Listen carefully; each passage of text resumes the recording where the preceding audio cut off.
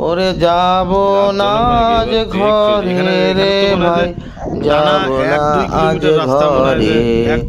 আজ সরিষার খেতে রৌদ্র ছায়ায় লুকোচুরি খেলা রে ভাই, লুকোচুরি খেলা। আজ নীল আকাশে কে ভাসালো সাদা মেঘের ভেলা রে ভাই, সাদা মেঘের ভেলা।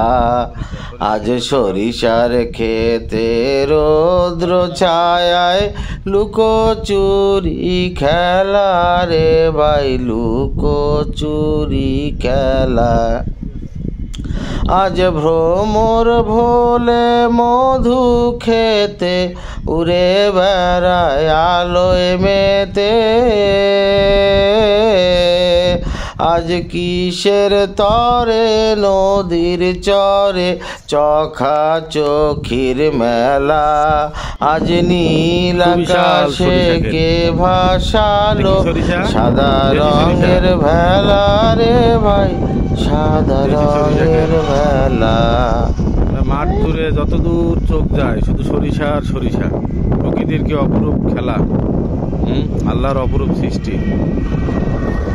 রাস্তার এক পাশে কি আলু, দেশি বগুড়া দেশি আলু।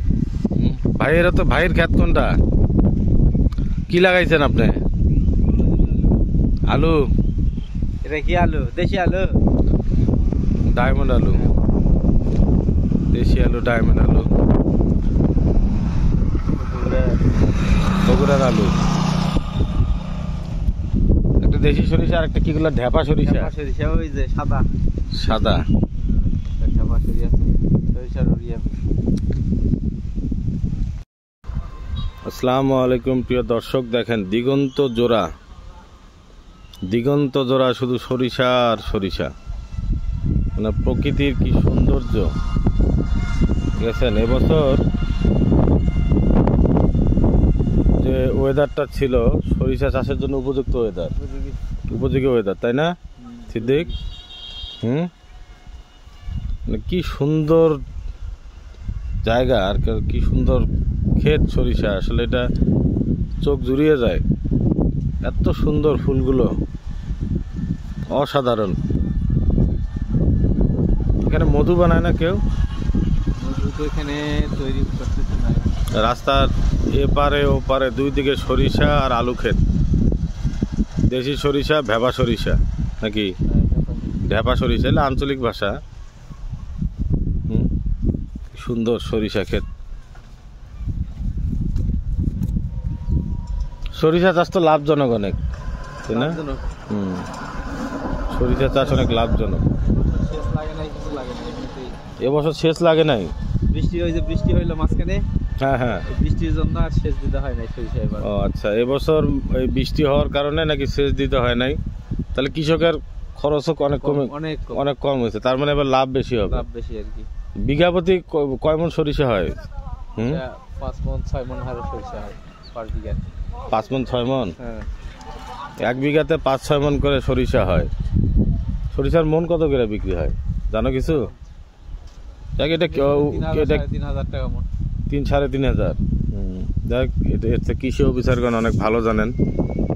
তো ধন্যবাদ এই অঞ্চলের যিনি কৃষি অফিসার আছেন, তাকে অসংখ্য ধন্যবাদ যে তার এলাকায় অনেক সুন্দর দিগন্ত জোড়া বিস্তীর্ণ সরিষা ক্ষেত। দেখলেই ভালো লাগে, মানুষ প্রতি ইঞ্চি জমির সঠিক ব্যবহার করছে। এমনিতেই বগুড়া অঞ্চল, বগুড়া নওগাঁ অঞ্চল খুবই কৃষি সমৃদ্ধ অঞ্চল। এখানে প্রচুর পরিমাণে ক্রপ ডাইভার্সিফিকেশন। যদিও আমি ফিশারিজের মানুষ, কৃষি সম্বন্ধে টুকটাক ধারণা রাখি, তবে এই অঞ্চলে ভ্যারাইটিস প্রকৃতির সবজি, সব বিভিন্ন রকম ফসল, মশলা জাতীয় উদ্ভিদ চাষ হয়। দেখুন, আসলে আমি এই রাস্তা দিয়ে যাচ্ছিলাম, হঠাৎ করে এই সরিষা ক্ষেতটা দেখে মন জুড়িয়ে গেল, এই জন্য এখানে দাঁড়ালাম।